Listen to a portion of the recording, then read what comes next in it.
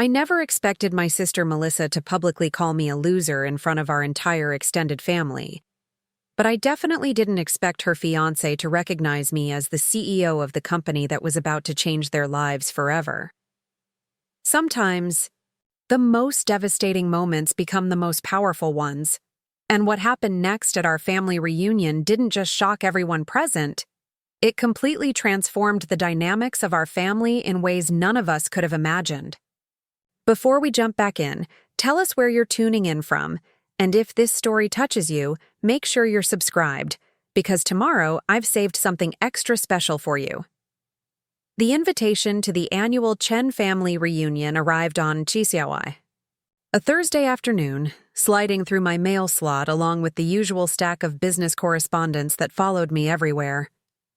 I was working from my home office in Seattle, reviewing quarterly reports for my tech startup, when I noticed the familiar cream-colored envelope with my Aunt Linda's distinctive handwriting sprawled across the front. Every year for the past 15 years, Aunt Linda had organized these elaborate family gatherings at her sprawling lakeside property in Northern California. What had started as simple barbecues had evolved into weekend-long affairs complete with catered meals, planned activities, and enough drama to fuel a television series. As the family matriarch since our grandmother's passing, Linda took her role seriously, ensuring that the scattered branches of our family tree came together at least once annually to maintain our connections. I opened the envelope with the same mixture of anticipation and dread that had accompanied these invitations since my teenage years. The reunion always meant seeing relatives I genuinely missed, catching up on family news, and enjoying Linda's legendary hospitality. It also meant navigating the complex web of family expectations, comparisons, and the inevitable questions about my personal and professional life that came with any large family gathering. This year's invitation was more elaborate than usual. The card featured a photograph of the lake house with its wraparound deck and towering pine trees, the setting where so many of our family memories had been created. The details were printed in elegant script, announcing a 3-day celebration over the 4th of July weekend, complete with boat excursions, hiking trails, and a grand finale fireworks display over the lake. What caught my attention wasn't just the upgraded production value of the invitation, but the handwritten note from Linda at the bottom. Emma, this year is extra special. Melissa has wonderful news to share with everyone, and we're planning some surprise announcements. Can't wait to see you, honey. Love, Aunt Linda.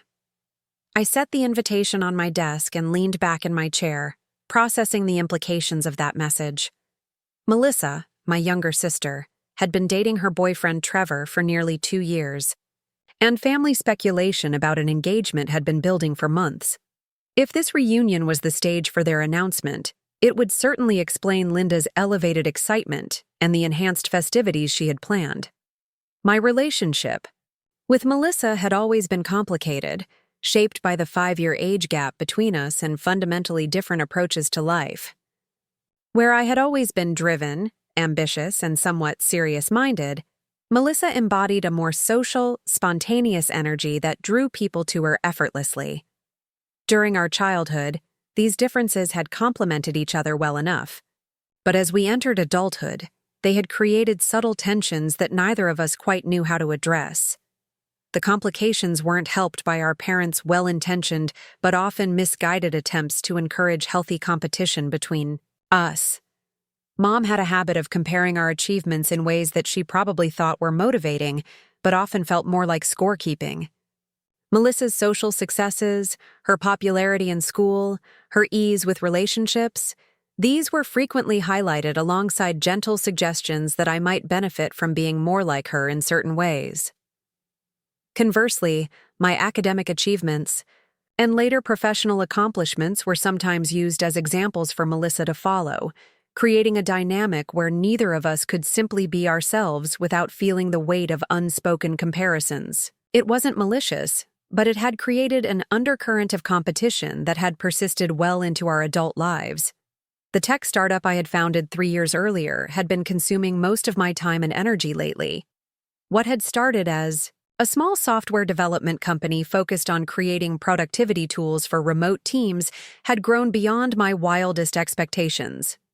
We had recently closed a significant funding round and were in the process of expanding our team, moving to larger office space, and exploring partnerships with major corporations. The success had been thrilling, but also isolating in unexpected ways. The demands of running a growing company meant long hours, constant decision-making, and a level of responsibility that sometimes felt overwhelming. Most of my friends were still in traditional employment situations, and while they were supportive, they couldn't really relate to the unique pressures of entrepreneurship. Family gatherings had become somewhat awkward as relatives struggled to understand exactly what I did for work and why it required such intense dedication. Last year's reunion had been particularly challenging in this regard. Uncle Robert had spent an entire afternoon questioning why I wasn't married yet, suggesting that perhaps I was too focused on work to find a proper husband. Cousin Jennifer had made several comments about how lucky I was to have the flexibility to work from home, not quite grasping that running a company from home was very different from having a remote job. Even my parents, who were proud of my success, sometimes seemed unsure how to talk about my work with other family members. Melissa, meanwhile, had always been the family favorite in social situations. She worked as a marketing coordinator for a well-established firm in Los Angeles, had an active social life, and maintained the kind of work-life balance that our relatives found both understandable and admirable. Her relationship with Trevor, a charming account executive she had met through work, had been progressing in exactly the timeline that family members seemed to expect and approve of. I realized I was overthinking the invitation as I sat there, something I had a tendency to do when facing social situations that felt loaded with potential complications. The truth was, I wanted to celebrate with Melissa if she was getting engaged. Despite our complicated dynamic, I loved my sister and wanted her to be happy. I also genuinely enjoyed seeing many of our relatives, particularly the cousins I had grown up with and the older family members whose stories and wisdom I treasured. The decision to attend wasn't really a decision at all. Family was family, and missing Melissa's engagement announcement would create far more problems than whatever awkwardness I might face during the reunion itself. I pulled out my phone and sent Linda a text confirming my attendance, then began the mental preparation that these family gatherings always required. Over the next few weeks, as the reunion approached, I found myself working even longer hours than usual. Preparing and narrating this story took us a lot of time, so if you are enjoying it, subscribe to our channel. It means a lot to us. Now back to the story. Part of this was the natural rhythm of business demands, but I recognized that some of it was also a form of procrastination. The more immersed I became in work, the less mental space I had to worry about family dynamics and the various ways the reunion might unfold. My assistant Jessica had been managing my schedule with increasing precision as the company grew, and she noticed my tendency to overscheduling in the weeks leading up to personal commitments. "You know you're allowed to take actual time off, right?" she said one afternoon as we reviewed the following week's calendar. "The company won't collapse if you're unreachable for 3 days." Jessica was right, of course, but the habit of constant availability had become deeply ingrained. As a CEO, I felt responsible for being accessible to my team, my investors, and our clients. The idea of truly disconnecting, even for a family weekend, created a low-level anxiety that I had learned to manage but never quite eliminate. The week. Before the reunion, I received a group text from Melissa that was sent to several of our cousins. "Can't wait to see everyone at the lake. Trevor and I have some exciting news to share. It's going to be such a special weekend." The message was accompanied by several heart and ring emojis that left little doubt about the nature of their announcement. I responded with appropriate enthusiasm, genuinely happy for her while also noting the slight tightness in my stomach that accompanied the realization that this reunion would definitely center around Melissa's engagement. There was nothing wrong with that, of course. Engagements were worth celebrating, and families naturally focused on such milestone events, But I knew it would also mean increased attention on my own relationship status and the inevitable questions about when I might settle down. The reality was that my romantic life had taken a back seat to building the company. I had dated occasionally over the past few years, but nothing had developed into anything serious. The demands of running a startup, combined with my naturally independent personality, had made it difficult to invest in relationships with the consistency they deserved. It wasn't that I was opposed to marriage or partnership, but I hadn't found someone who understood and supported my professional ambitions while also bringing something meaningful to my life. Family members, particularly those from older generations, struggled to understand this perspective. They had grown up in an era where women were expected to prioritize marriage and family over career ambitions, and while they were proud of my professional success, they often seemed to view it as something I was doing while waiting for my real life to begin with marriage and children. The Thursday before the reunion, I finally forced myself to pack, a task I had been putting off as long as possible. Choosing appropriate clothing for family gatherings had always been a minor source of stress, requiring a balance between looking successful enough to ward off concerned questions about my financial situation while not appearing so polished that I seemed to be showing off or trying too hard.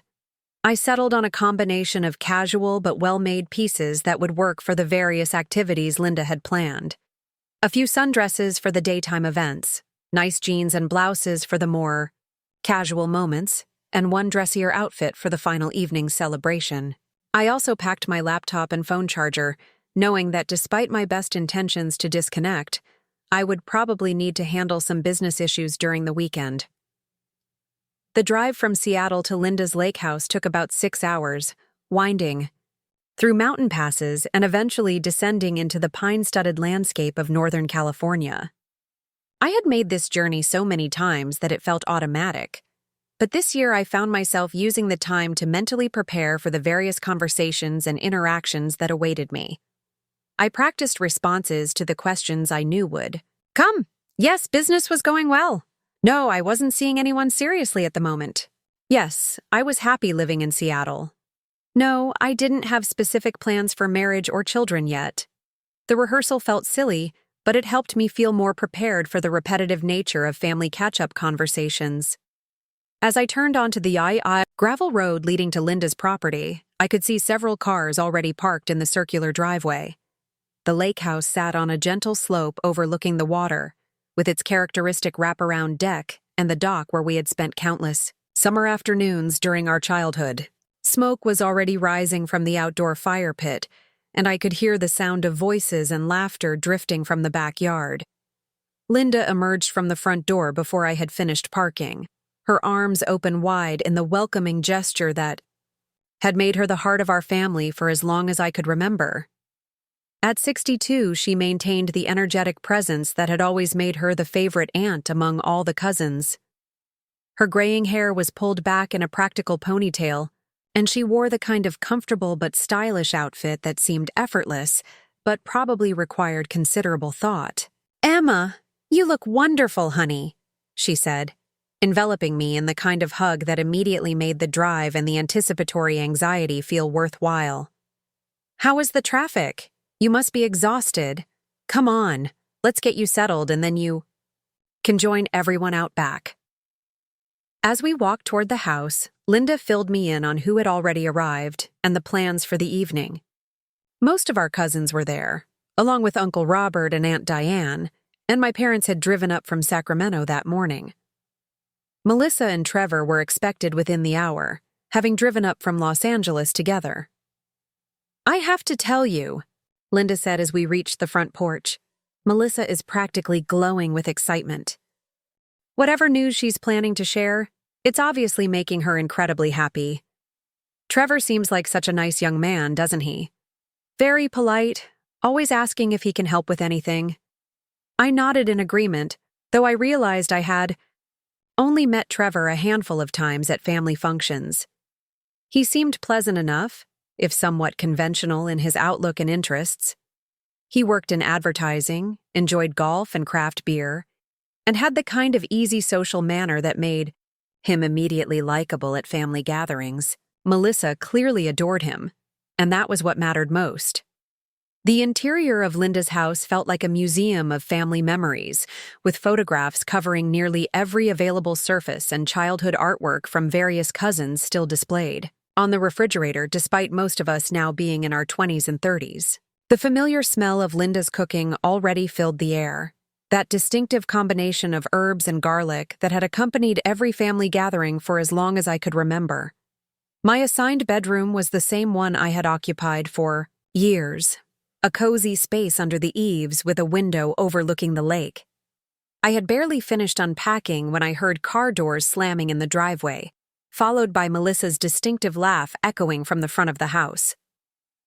The sound was bright and musical, carrying the kind of genuine joy that made it impossible not to smile in response. I took a deep breath and headed downstairs to greet my sister and her boyfriend, knowing that the reunion was now officially beginning, and that the next 3 days would bring whatever family dynamics they might hold.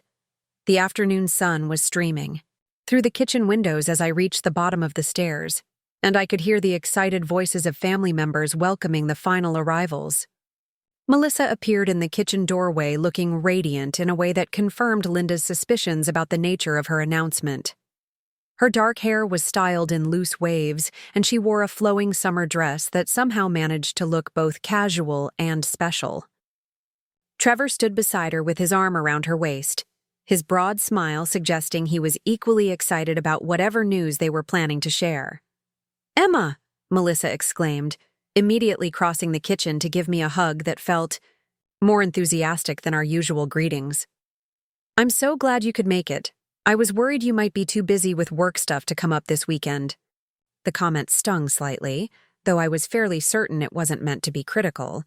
It was true that I had missed a few family functions over the past year due to business commitments, but it felt reductive to suggest that work was my only priority, or that I would miss something as important as a family reunion without good reason. "I wouldn't miss it," I replied, returning her hug with genuine warmth. "Congratulations, by the way. I'm assuming from all the mysterious hints that you two have some exciting news to share." Melissa's smile became even brighter, if that was possible, and she glanced at Trevor with barely contained excitement. "We're waiting until everyone's together for the official announcement. But yes, we definitely have something special to tell the family." Trevor stepped forward to shake my hand, his grip firm and his manner confident in the way that suggested he was comfortable with his place in our family dynamic. "Great to see you again, Emma. Melissa's told me so much about your company. Sounds like things are really taking off for you." I appreciated the acknowledgement, though something in his tone suggested the kind of polite interest people often showed when discussing topics they didn't fully understand. It wasn't dismissive exactly, but it lacked the engaged curiosity that genuine interest would have produced. "Things are going well," I replied, keeping my response brief to avoid the glazed look that often appeared when I went into too much detail about my work. "I'm excited to hear your news. Should we head out back and join everyone else?" The backyard was already bustling with activity as extended family members caught up with each other, children played on the lawn, and Linda orchestrated the evening's activities with her characteristic efficiency. The scene was quintessentially summer family gathering, complete with citronella candles, cold drinks, and the kind of relaxed atmosphere that made everyone forget their everyday worries. Uncle Robert was manning the grill with the serious concentration he brought to all cooking activities, while Aunt Diane organized a complex card game that seemed to involve half the adults present.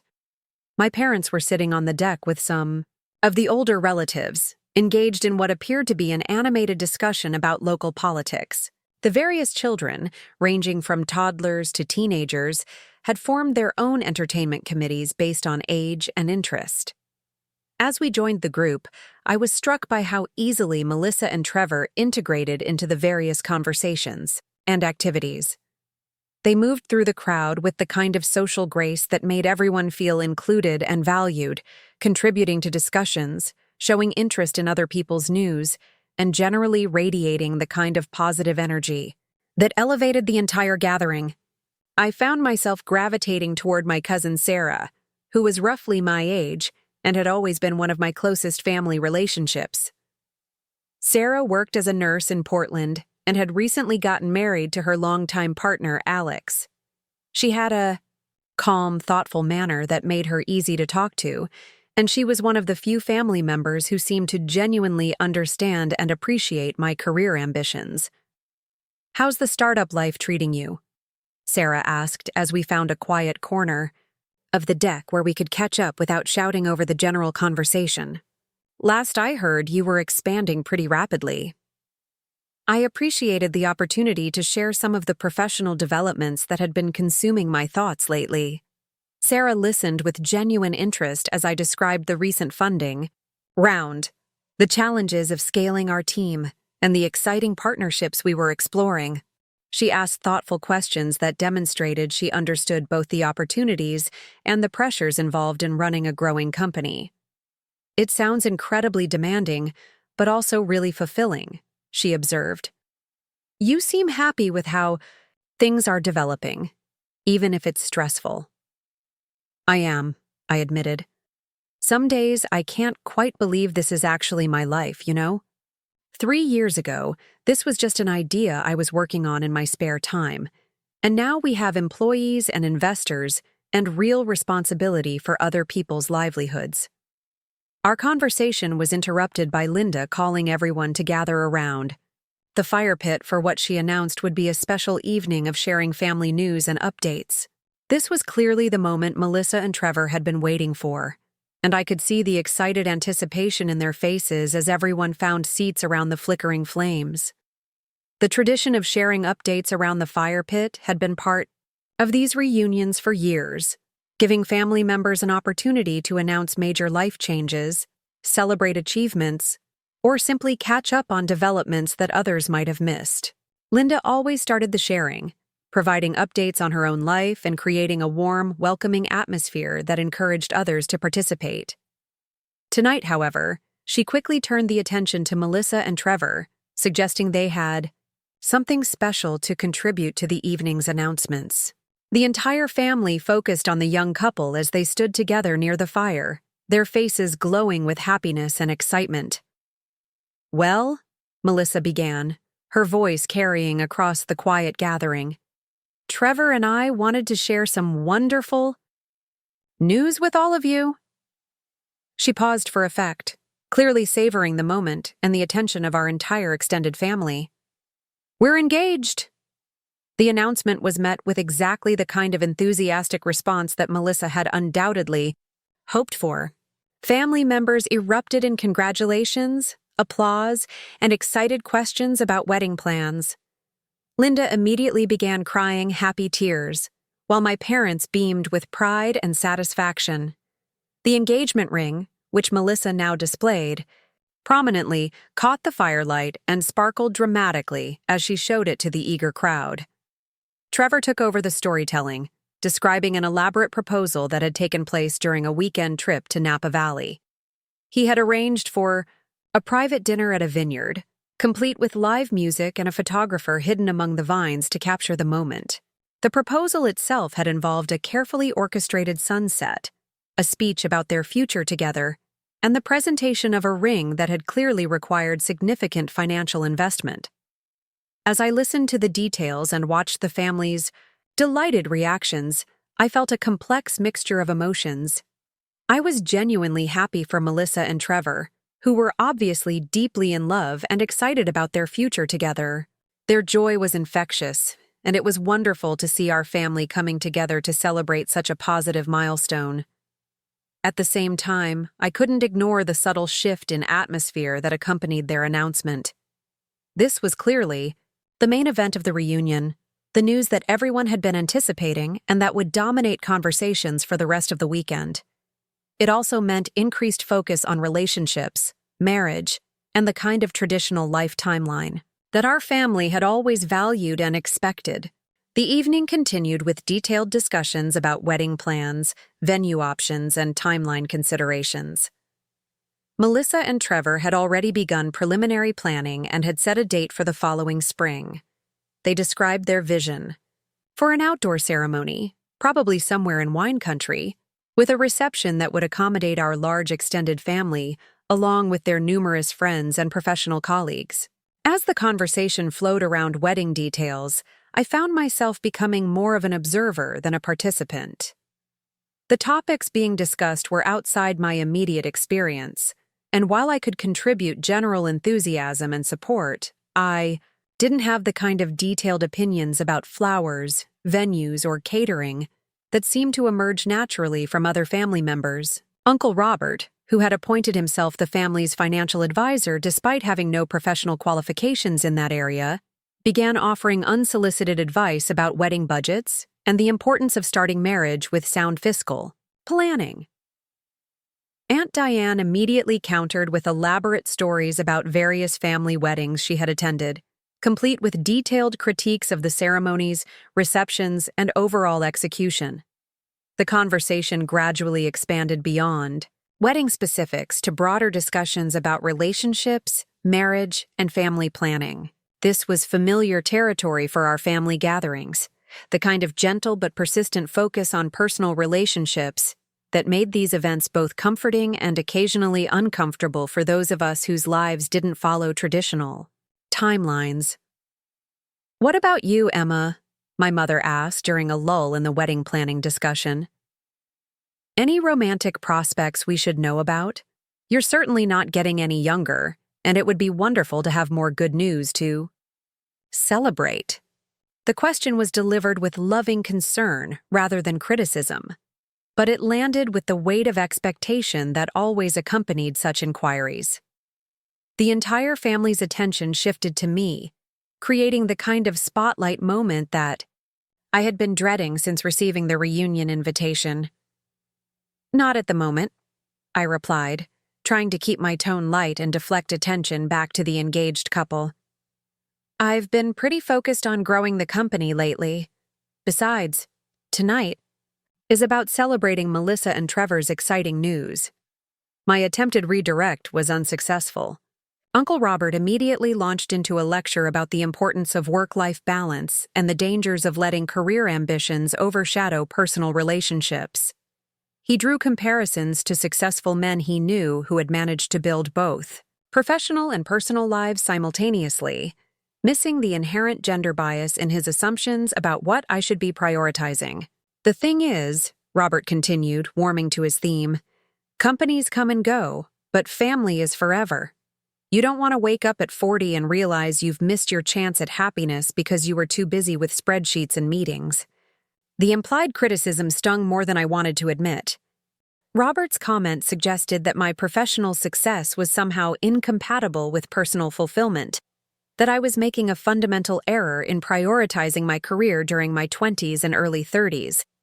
It also implied that my current life was somehow incomplete or unsatisfying, despite the fact that I found genuine purpose and enjoyment in my work.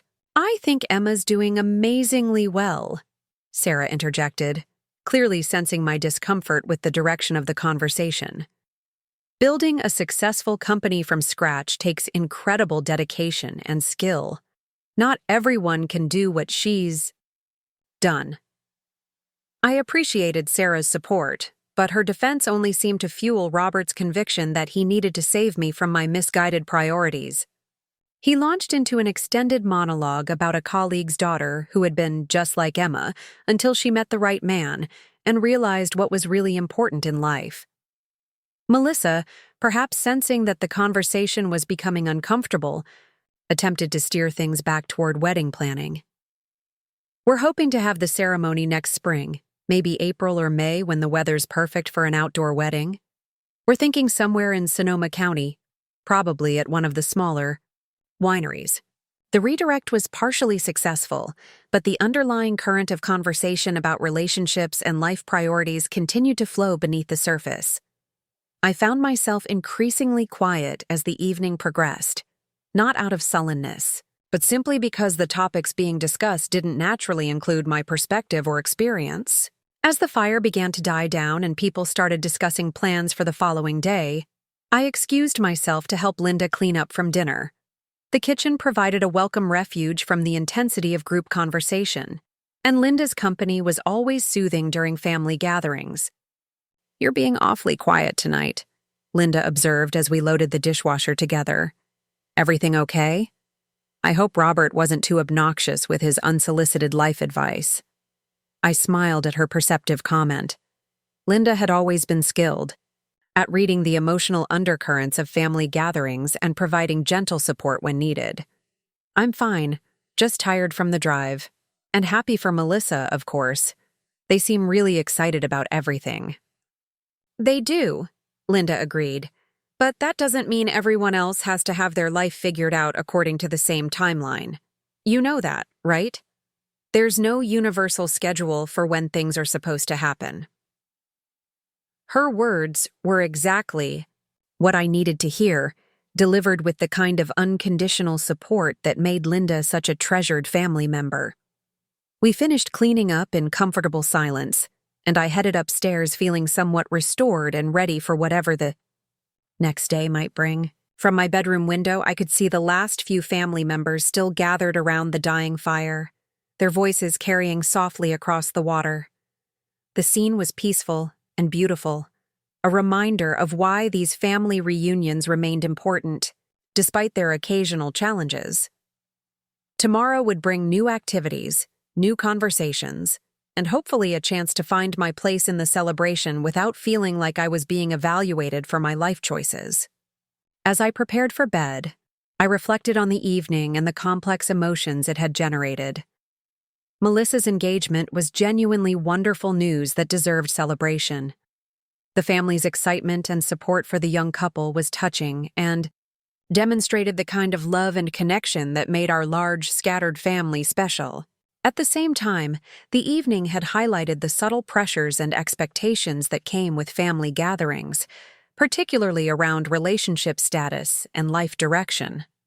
While I understood that these pressures came from love and concern, rather than judgment, they still created a sense of being slightly outside the family narrative, of not quite fitting the template that others seem to follow naturally. I made a mental note to be more proactive about participating in conversations the following day, to find ways to contribute meaningfully to family interactions without feeling defensive about my choices or circumstances.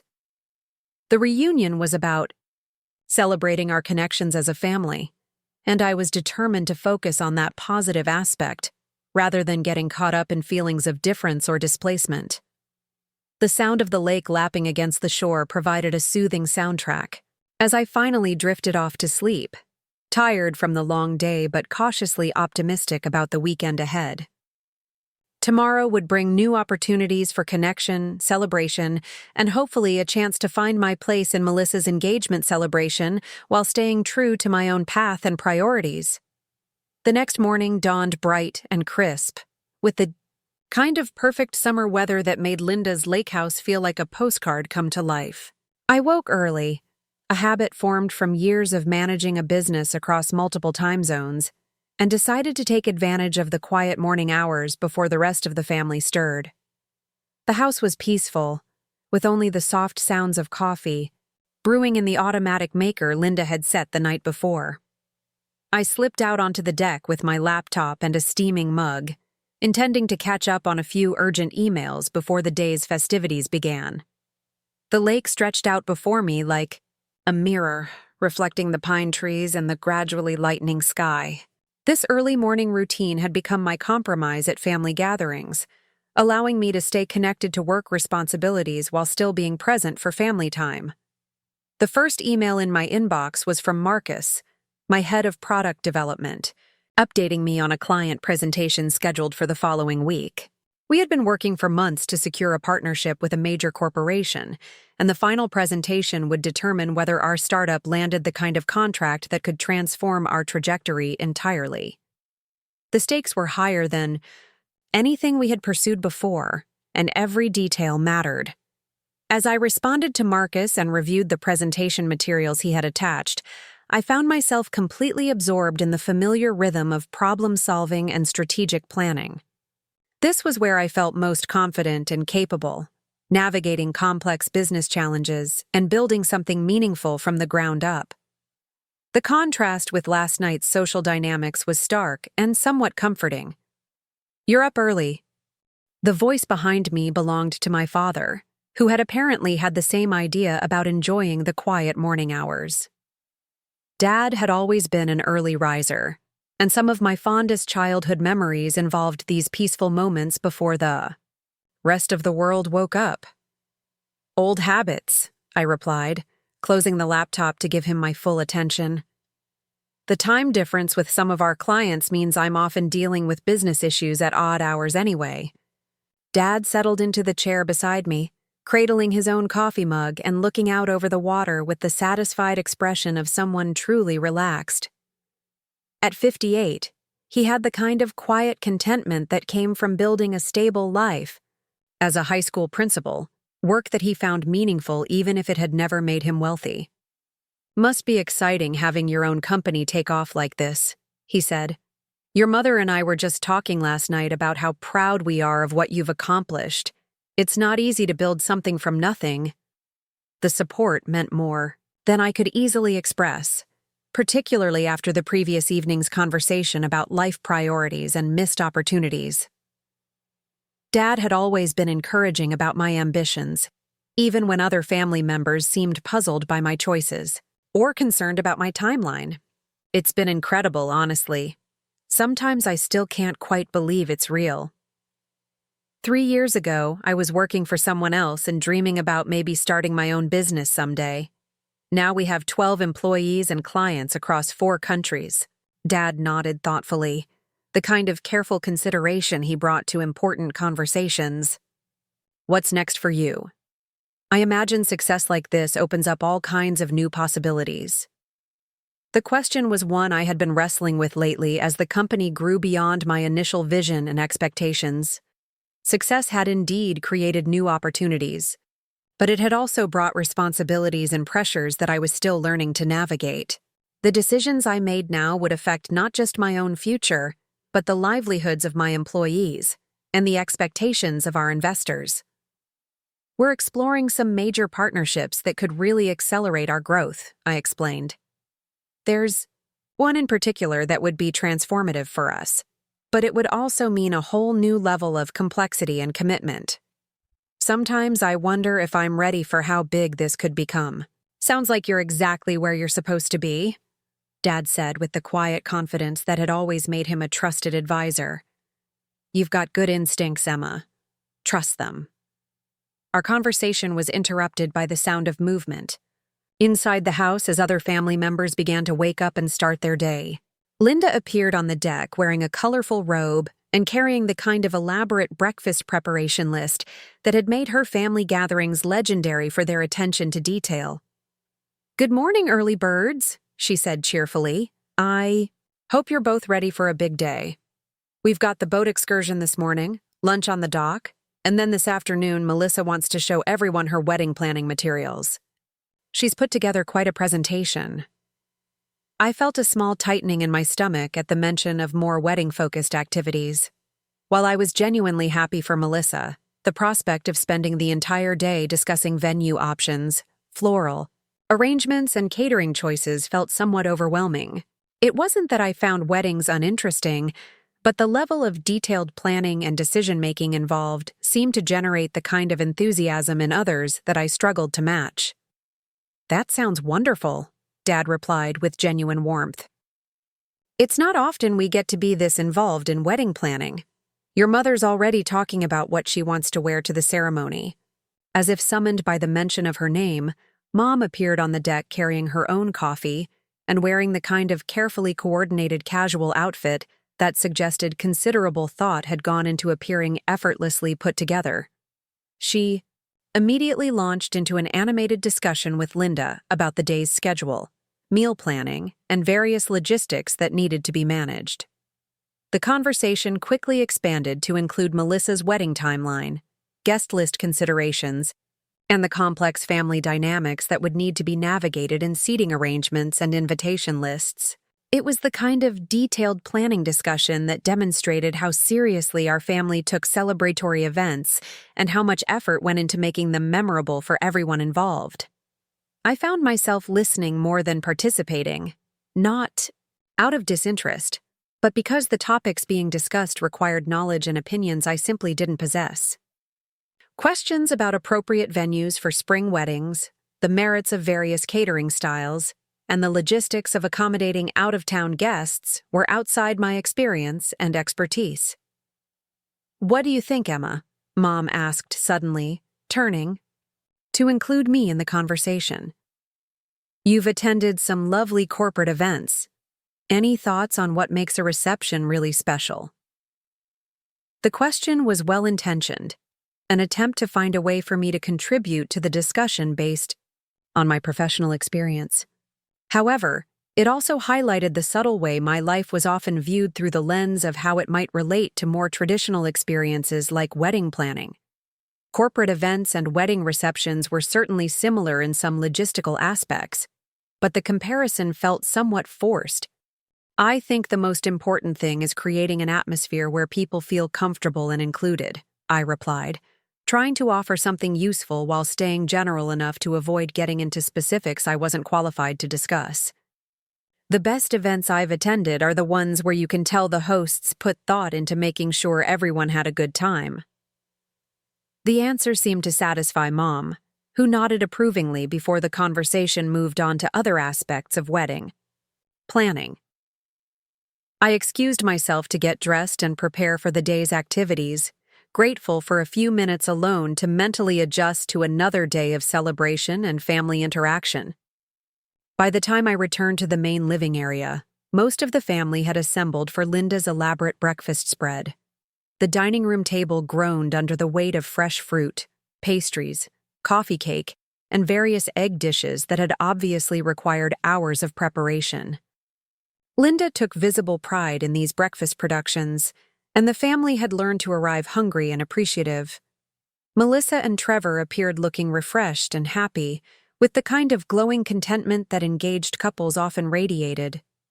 Melissa had already changed into what was clearly a carefully chosen outfit for the day's boat excursion, complete with coordinated accessories and the kind of effortless styling that always made her look like she had stepped out of a magazine. "Good morning, everyone," she called out cheerfully as she and Trevor joined the breakfast gathering. "Isn't this weather absolutely perfect? We couldn't have asked for a better day for the boat trip." The boat excursion had been one of Linda's signature reunion activities for several years, taking advantage of her neighbor's generous offer to let the family use his pontoon boat for afternoon trips around the lake. The excursions typically included swimming, fishing for those who were interested, and general relaxation on the water while taking in the scenic beauty of the surrounding mountains and forests. As we prepared to head down to the dock, I noticed that Melissa had brought along a large tote bag that seemed to contain more than just swimming and sunscreen supplies. When I asked about it, she smiled mysteriously and said it contained some materials she wanted to share with everyone during the boat trip. The comment generated excited speculation from various family members about what additional engagement or wedding-related surprises might be in store. The pontoon boat was spacious enough to accommodate our entire extended family, with comfortable seating areas and a small area set up for swimming access. Linda had coordinated the logistics with her characteristic efficiency, ensuring that everyone had life jackets, sunscreen, and drinks for the excursion. The atmosphere was festive and relaxed as we settled in for what promised to be a pleasant morning on the water. As we motored away from the dock and into the main body of the lake, the conversation naturally focused on the scenic beauty surrounding us and various family memories associated with previous boat trips.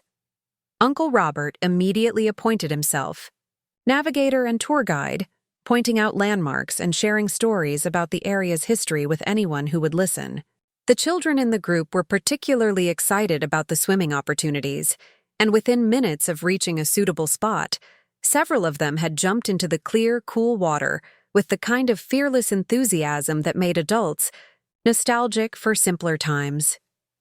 The adults were more cautious, testing the water temperature and discussing the best spots for entering and exiting safely. I found myself settling into one of the comfortable seating areas with my cousin Sarah and a few of the other relatives, content to enjoy the sunshine and peaceful atmosphere without feeling pressured to participate in every activity.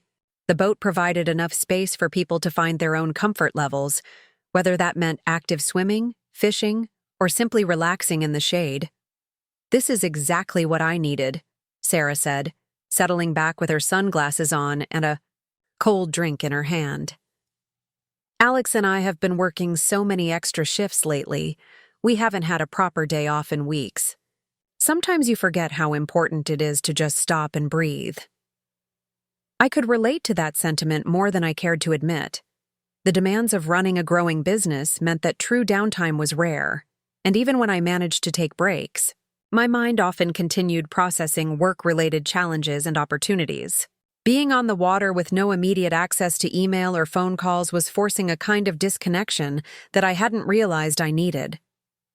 Our relaxed conversation was interrupted when Melissa stood up and called for everyone's attention. She had retrieved the mysterious tote bag and was clearly preparing to share whatever surprise she had planned for the boat trip. The family immediately focused on her with the kind of eager anticipation that had characterized their response to all of her announcements since arriving at the reunion. "I wanted to share something special with all of you while we're here together. In this beautiful setting," Melissa began, her voice carrying easily across the boat, "Trevor and I have been working on our wedding planning, and we've put together some materials to show you what we're envisioning for our special day." She began pulling items from the tote bag with the flair of someone who had clearly rehearsed. This presentation. There were color swatches, photographs of potential venues, examples of invitation designs, and various other visual materials that brought their wedding vision to life in vivid detail. The family gathered around eagerly, offering opinions and asking questions about every aspect of the planning process. The presentation was impressive in its thoroughness and attention to detail. Melissa and Trevor had obviously invested considerable time and energy in researching options and developing a cohesive vision for their celebration. They had appointments scheduled with several venues, had already begun discussions with photographers and florists, and had developed detailed timelines for various aspects of the planning process. "We're thinking a spring ceremony would be absolutely perfect," Melissa explained, displaying photographs of outdoor wedding venues adorned with seasonal flowers and flowering trees. "Maybe early May, when everything is in bloom, but the weather isn't too hot yet. We want something elegant, but not too formal, sophisticated, but still fun and celebratory."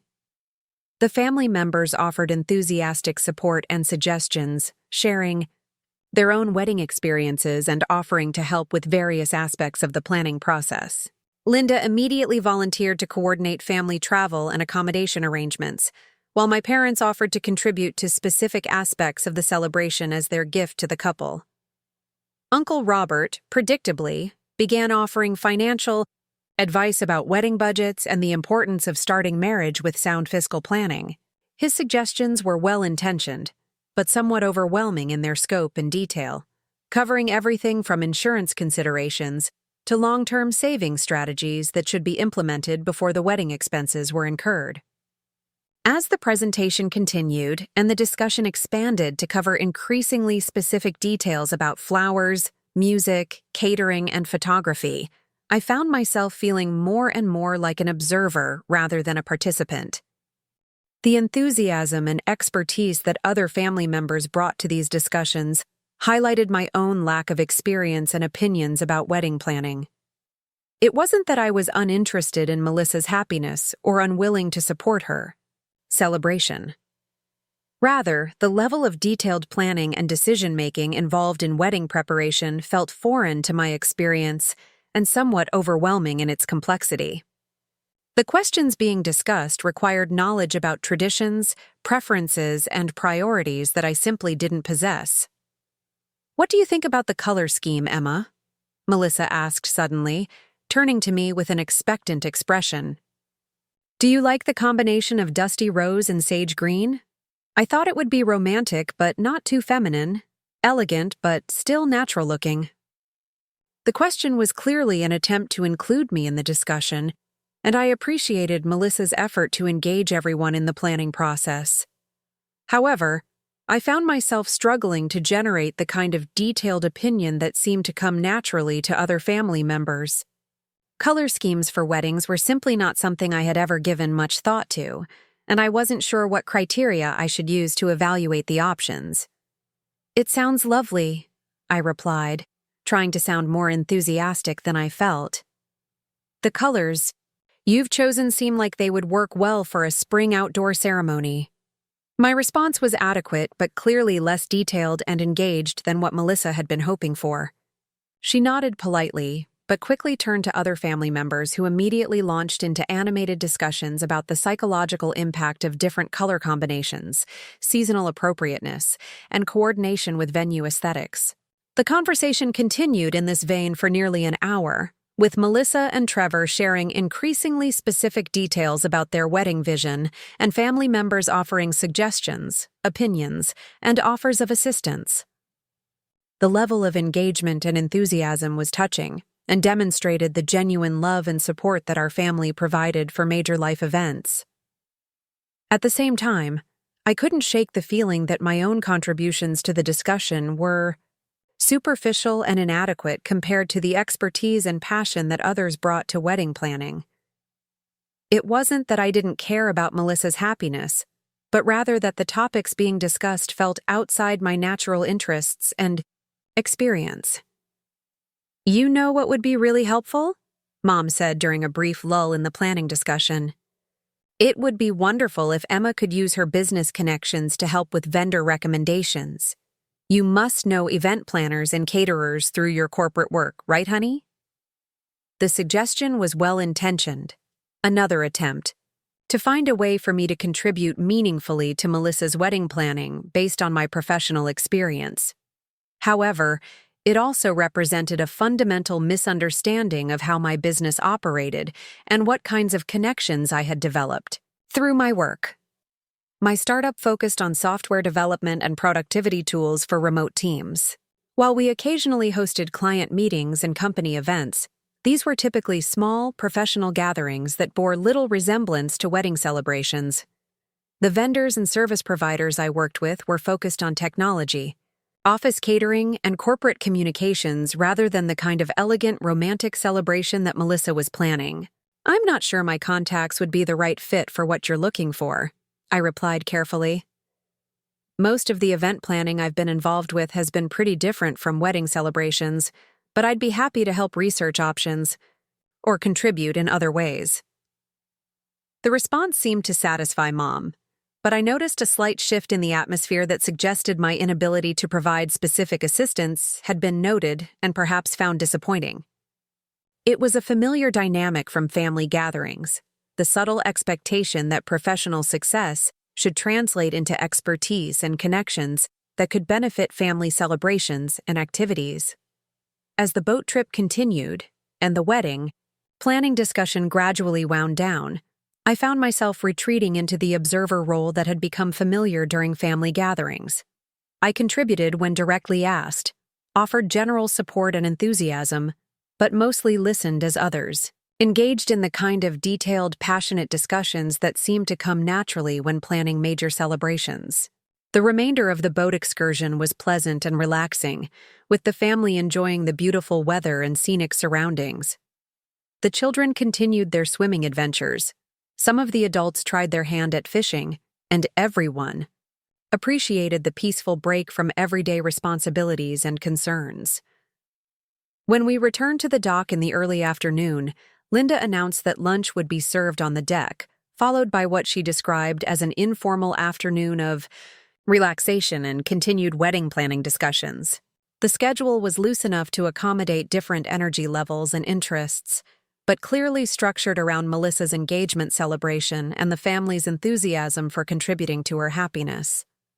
Lunch was another elaborate Linda production, featuring fresh salads, grilled vegetables, and a variety of sandwiches and wraps that accommodated different dietary preferences and restrictions. The conversation continued to center around wedding planning, with family members sharing stories about memorable celebrations they had attended and offering increasingly specific suggestions about vendors, venues, and various logistical considerations. During a quiet moment when I was helping Linda clear plates from lunch, she pulled me aside for what seemed like a private conversation. Linda had always been perceptive about family dynamics and individual needs, and I sensed that she had noticed my somewhat peripheral role in the day's celebrations. "How are you doing with all this wedding excitement?" she asked quietly, her tone carrying genuine concern rather than casual curiosity. "I know this kind of intensive planning discussion isn't everyone's favorite activity." I appreciated her awareness and the opportunity to acknowledge the slight disconnect I had been feeling. "I'm happy for Melissa, truly. It's wonderful to see her so excited and to see how supportive everyone is. I guess I just don't have much to contribute to the planning discussions since it's so far outside my experience." Linda nodded with understanding, her expression reflecting the kind of empathy that had always made her a treasured family member. "You know, there are lots of ways to be supportive that don't involve having opinions about flowers and venues. Just being here and celebrating with her means more than you probably realize." Her words were reassuring, but they also highlighted the fundamental challenge I often faced at family gatherings. My life had developed in directions that didn't naturally intersect with traditional family milestones and celebrations, creating situations where my presence was welcomed, but my participation felt somewhat forced or artificial.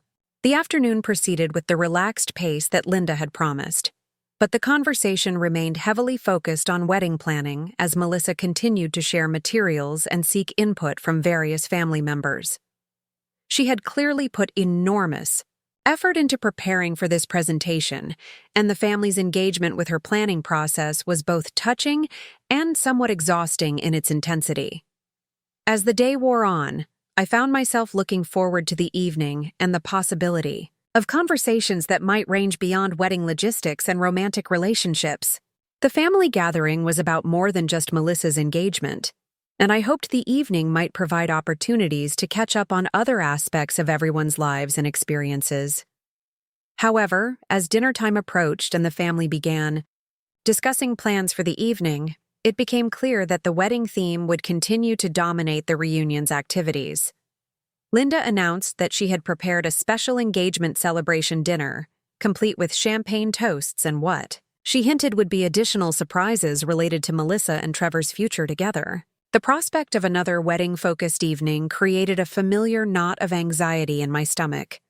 Not because I begrudged Melissa her celebration, but because I wasn't sure how many more hours of detailed planning discussions I could navigate without feeling increasingly disconnected from the family's enthusiasm and expertise. As we prepared for dinner, I caught a glimpse of myself in the bathroom mirror and was struck by how tired I looked despite the relaxing day on the water. The constant effort of trying to participate meaningfully in conversations outside my experience and interest was more draining than I had realized, creating a subtle tension that was affecting my ability to enjoy what should have been a joyful family celebration. I made a mental commitment to be more actively engaged during the evening, to find ways to contribute to Melissa's celebration that felt authentic rather than forced, and to focus on the genuine love and connection that brought our family together for these important milestones. The evening ahead would provide new opportunities to celebrate, connect, and hopefully find my place in the ongoing family narrative. The dining room had been transformed for what Linda described as a proper engagement celebration, complete with elegant table settings, candles, and floral arrangements that clearly required considerable advance planning.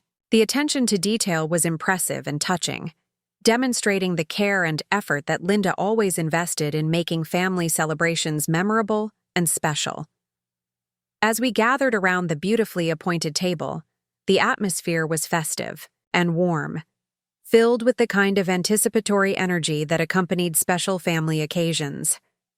Melissa and Trevor were seated at the head of the table, with the rest of the family arranged in a way that encouraged conversation and celebration, while ensuring that everyone felt included in the evening's festivities.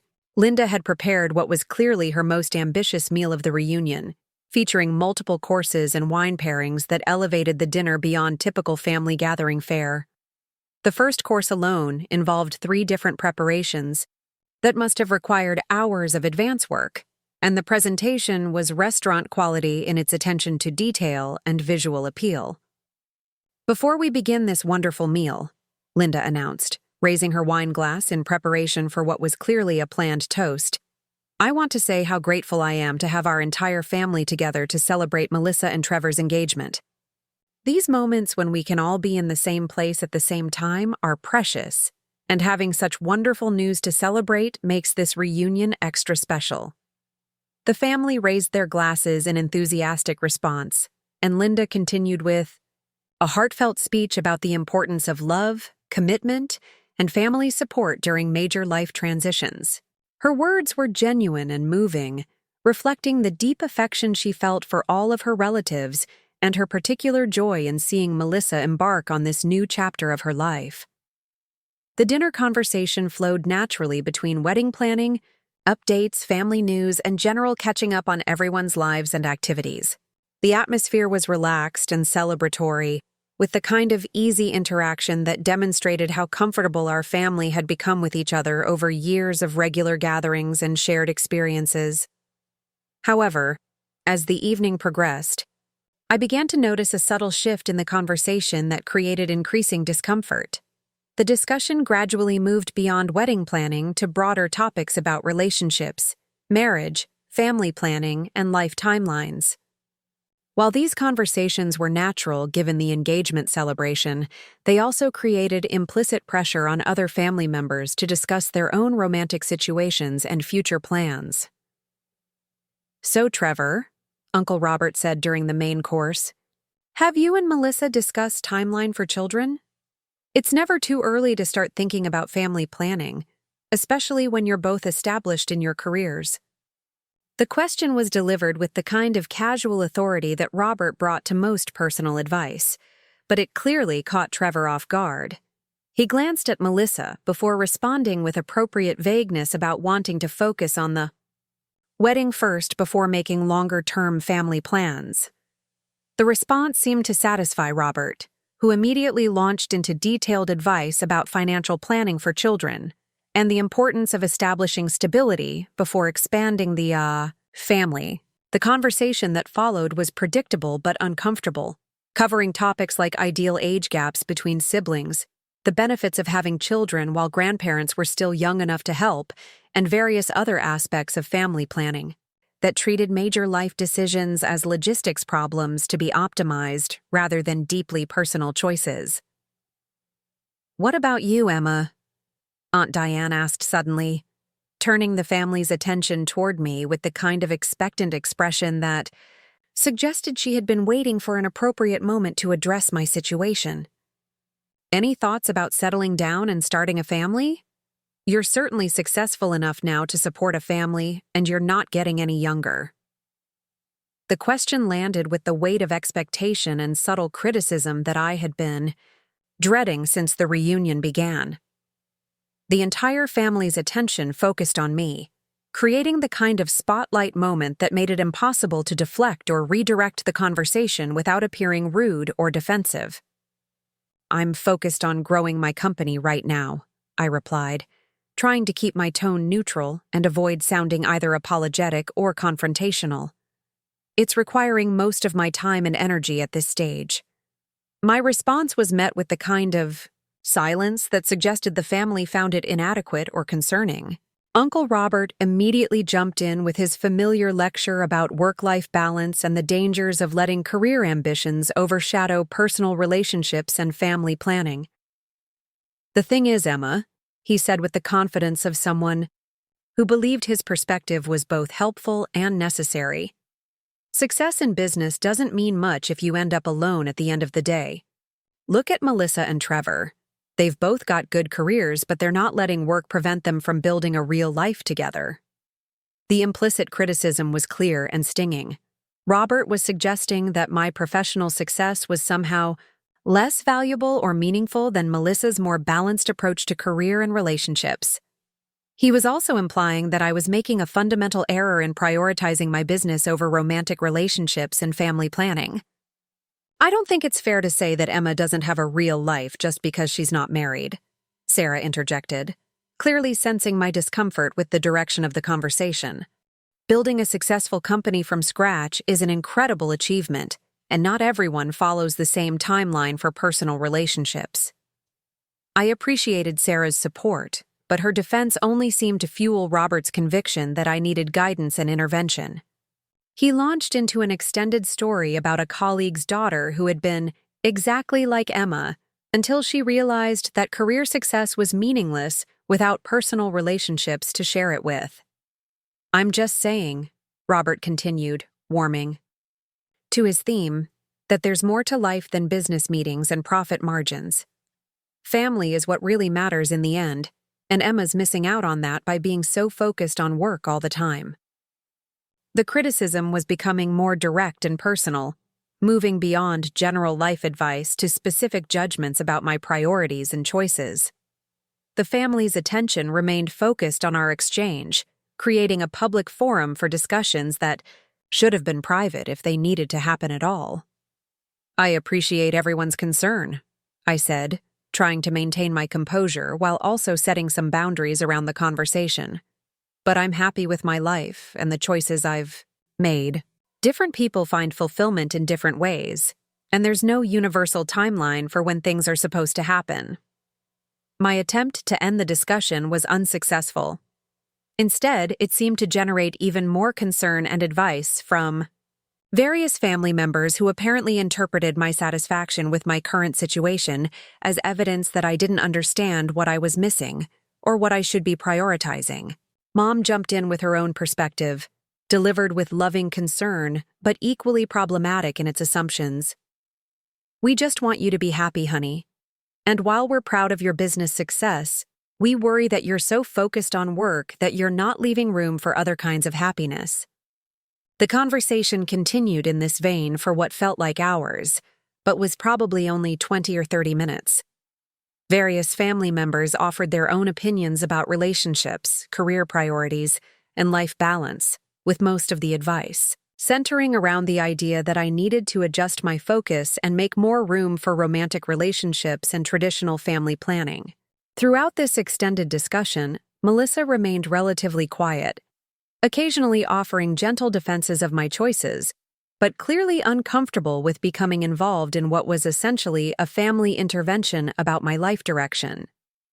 Trevor seemed equally uncomfortable, probably recognizing that he was witnessing family dynamics that were more complex and challenging than they appeared on the surface. The most frustrating aspect of the conversation was the underlying assumption that my professional success was somehow incompatible with personal fulfillment, that I was making a tragic error in focusing on building my company during my 20s and early 30s. The family seemed unable to understand that I found genuine purpose and satisfaction in my work, or that I might have different priorities and timelines than they expected. As the evening progressed and the conversation gradually moved on to other topics, I found myself increasingly quiet and withdrawn. The sustained focus on my personal life and the implicit criticism of my choices had created a defensive emotional state that made it difficult to engage naturally with the ongoing family interaction. When Linda finally announced that it was time for dessert and coffee, I excused myself to use the bathroom and take a few minutes to recover my composure.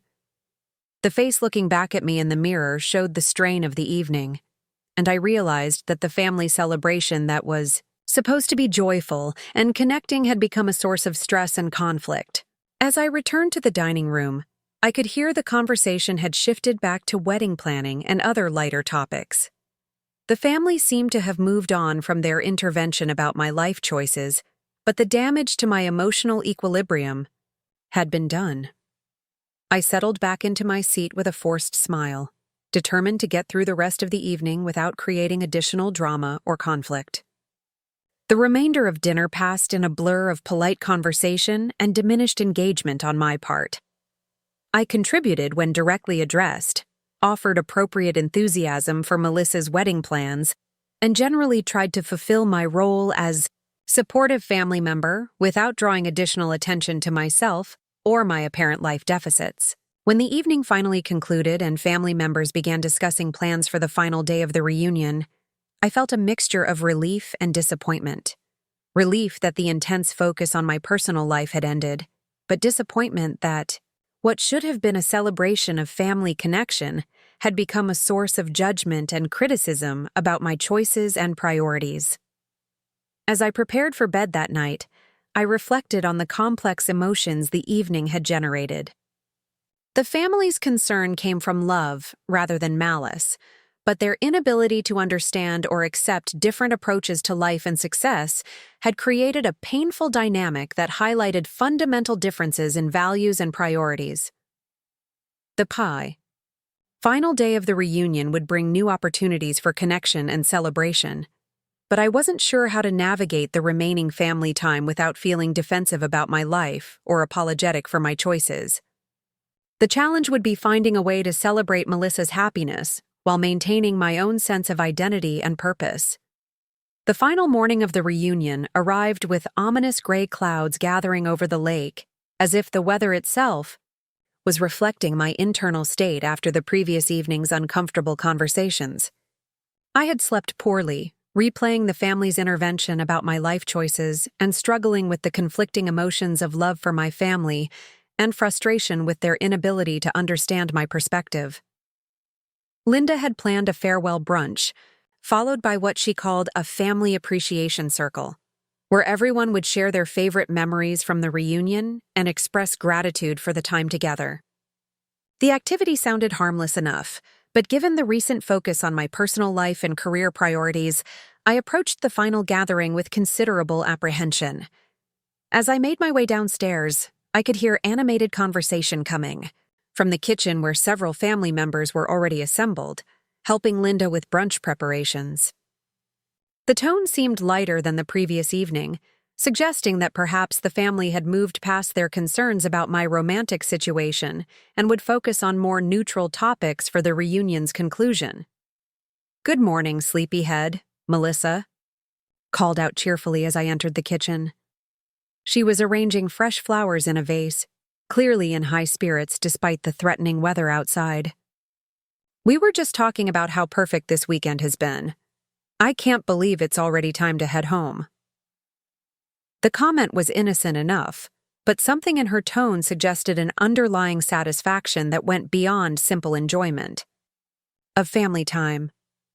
There was a quality to her happiness that felt almost smug, as if she was particularly pleased about something beyond just the engagement celebration and family gathering. "It's been wonderful," I replied carefully, accepting the coffee mug that Linda offered while trying to gauge the emotional temperature of the room. "Thank you for putting together such a special weekend, Linda. The boat trip yesterday was really beautiful."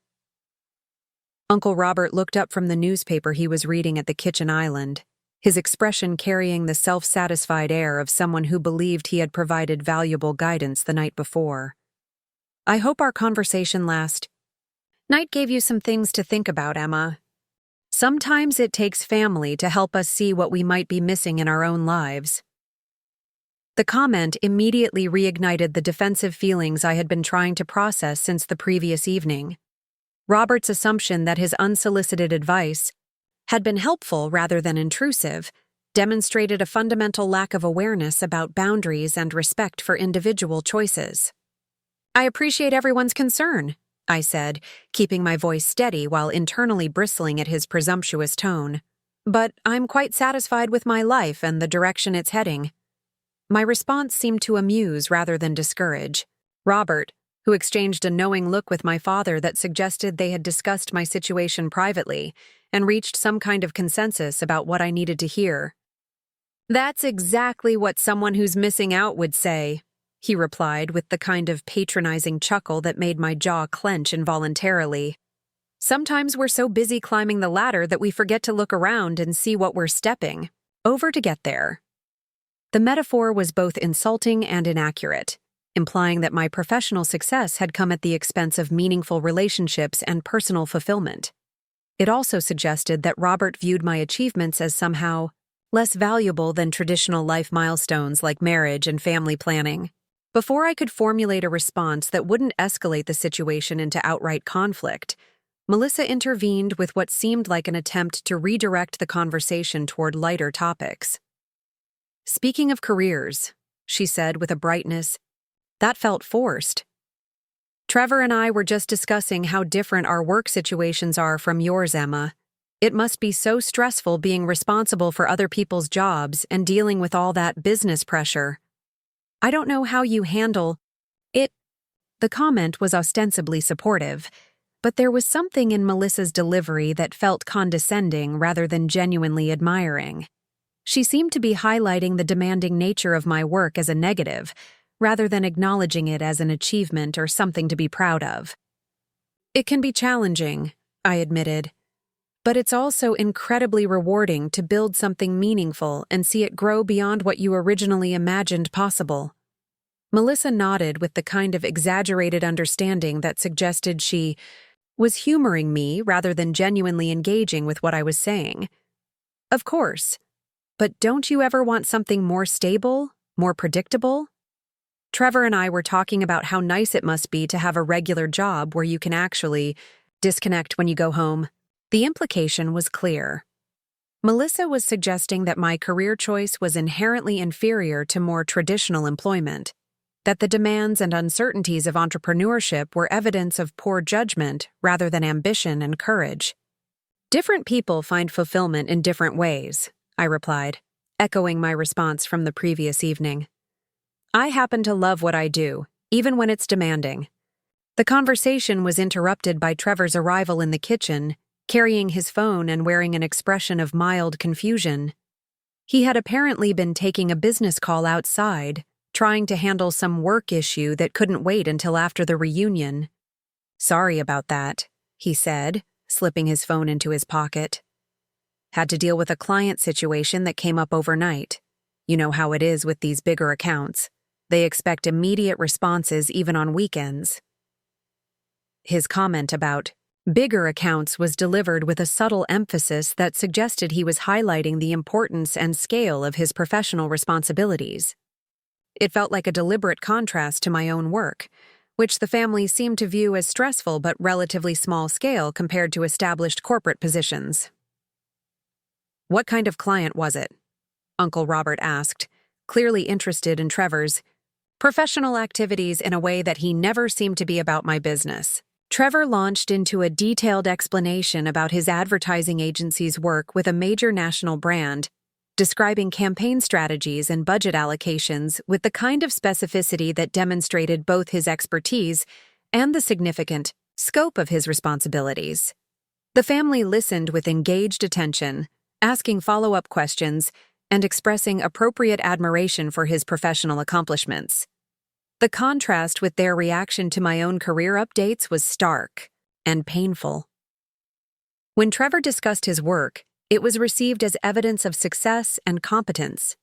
When I mentioned my business achievements, they were viewed as concerning signs that I was prioritizing work over more important life areas.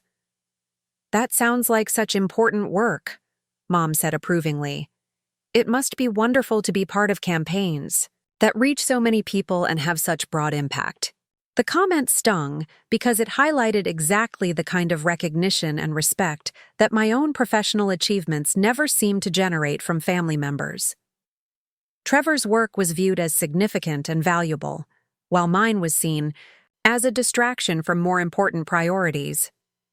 As the conversation continued and the family prepared for the farewell brunch, I found myself feeling increasingly isolated and defensive. The pattern of subtle dismissal and criticism that had characterized the entire reunion was becoming impossible to ignore or rationalize away as loving concern. When Linda called everyone to gather for brunch, the dining room had been set for what was clearly intended to be a warm, celebratory conclusion to the reunion. The table was beautiful, the food was elaborate, and the atmosphere should have been perfect for expressing gratitude and strengthening family connections.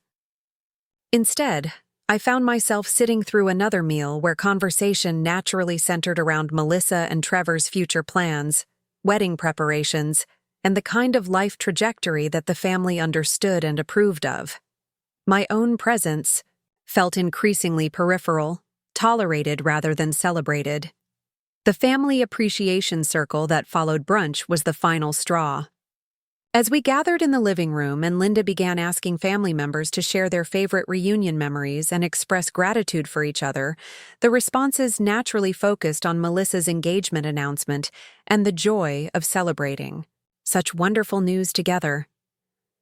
When it was my turn to speak, I offered appropriate gratitude for Linda's hospitality and expressed happiness for Melissa's engagement, but my words felt hollow and performed rather than genuine.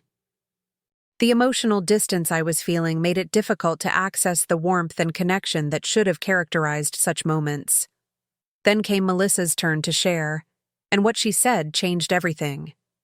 "I'm just so grateful to have family who understand what's really important in life," she began, her voice carrying that same subtle smugness I had noticed earlier.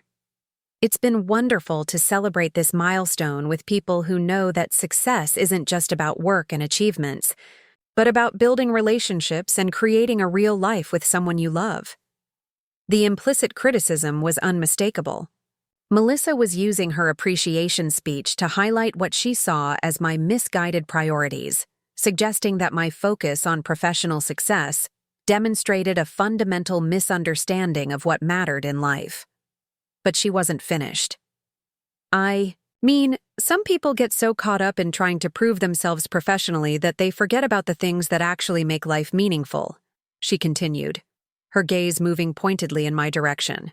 "It's sad, really, watching someone become so focused on being important at work that they end up alone and missing out on real happiness." The room fell silent as the family absorbed what was essentially a public attack disguised as gratitude. Melissa had used the reunion's final family moment to deliver a judgment about my life choices that was both cruel and completely inappropriate for the setting. "And honestly," she added with a laugh that held no warmth, "I just feel sorry for people who think being a small business owner makes them more successful than the rest of us. Like, we get it, you have a little company, but that doesn't make you better than people with normal jobs and normal lives." The word "little" was delivered with particular emphasis, designed to minimize and dismiss everything I had worked to build. But it was her final comment that pushed me beyond my capacity for restraint. "I mean, let's be honest about what we're really talking about here. Emma's still basically unemployed, just with fancier business cards. It's kind of embarrassing watching her pretend to be some big shot when everyone knows she's just a loser who can't figure out how to have a normal life like the rest of us." The word "loser" hung in the air like a physical blow. Melissa had crossed every line of family respect and basic human decency, using the reunion's concluding ceremony to deliver a public humiliation that was breathtaking in its cruelty and completely unprovoked in its intensity. The silence that followed was deafening. Family members stared in shock at the viciousness of Melissa's attack, clearly unsure how to respond to such an unprecedented violation of family dynamics and basic courtesy. I sat frozen for a moment, processing the magnitude of what had just happened. My sister had called me a loser in front of our entire extended family, dismissed my professional achievements as pretense, and suggested that my life was fundamentally inferior to hers in every meaningful way. But before I could formulate any response, Trevor's phone buzzed with an incoming call. He glanced at the screen and his face went completely white.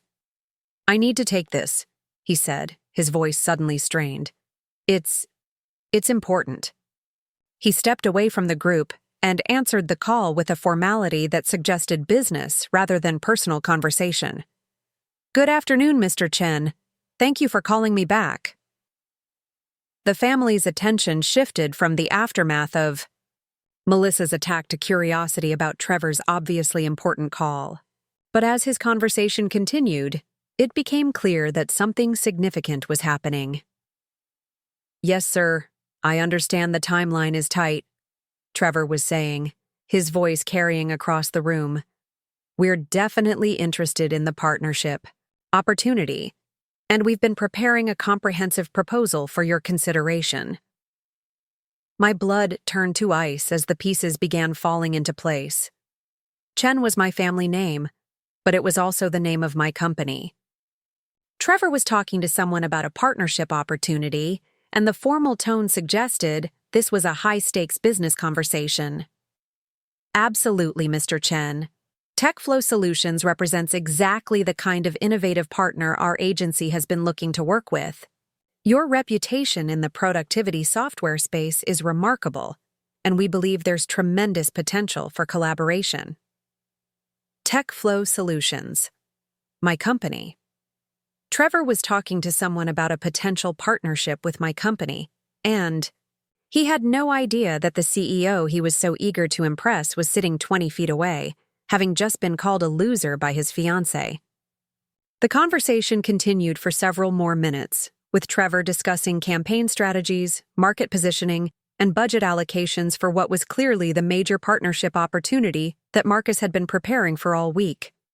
The same partnership that could transform my company's trajectory and represent the biggest deal in our brief history.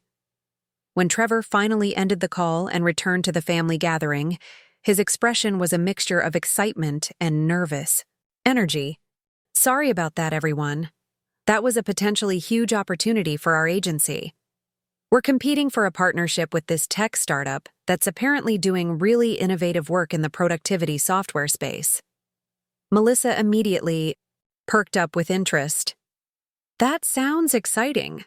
What's the company? TechFlow Solutions, Trevor replied proudly. They're headquartered in Seattle, and from what I understand, they're led by this incredibly successful young CEO who's built something really impressive from scratch. The account would be worth more than anything our agency has handled before. The irony was so perfect, it felt almost scripted.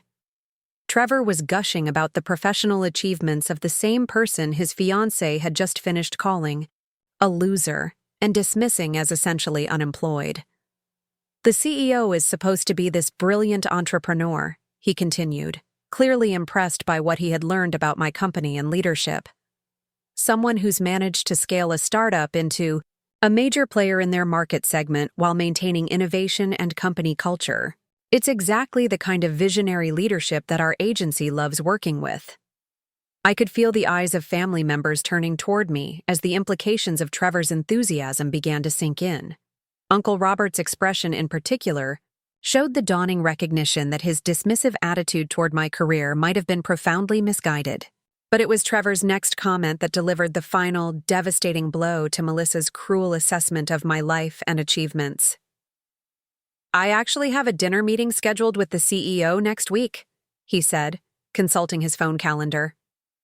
Emma Chen. I've been researching her background, and honestly, she's one of the most impressive young business leaders I've ever encountered. Building a company like TechFlow Solutions at her age is absolutely remarkable. The silence that followed was different from the shocked quiet after Melissa's attack. This was the silence of recognition, of family members processing the complete reversal of everything they thought they understood about my professional status and achievements. Trevor, still oblivious to the connection, continued scrolling through his phone. I've been preparing for weeks to make the best possible impression. This could be career-changing for me if we land this partnership. The CEO has such an incredible reputation for innovation and leadership. When he finally looked up from his phone and noticed the family's strange expressions, confusion crossed his face. Is everything okay? You all look like you've seen a ghost. It was Linda who finally broke the silence, her voice carrying a mixture of awe and embarrassment. Trevor, honey, I think there's something you should know about Emma. Trevor's gaze followed Linda's gesture toward me, and I watched, as the realization slowly dawned on his face. The confident young advertising executive who had been planning to impress the CEO of TechFlow Solutions was suddenly confronting the fact that he had just witnessed his fiancé call that same CEO a loser in front of her entire family. Good evening, CEO, he said quietly, his voice barely above a whisper. The transformation in the room's atmosphere was immediate and complete. Family members who had spent the weekend questioning my life choices and suggesting I needed to get my priorities straight were suddenly confronting the reality that I had been operating at a level of professional success they hadn't even imagined possible. Melissa's face had gone from smug satisfaction to mortified horror as she processed the implications of what she had just done. She had publicly humiliated and dismissed someone who was not only her sister, but also potentially her fiancé's most important business contact and the key to his career advancement. The silence stretched on as everyone absorbed the complete reversal of the weekend's power dynamics and the devastating exposure of their assumptions about my life and achievements. Up next, you've got 2 more standout stories right on your screen. If this one hit the mark, you won't want to pass these up. Just click and check them out.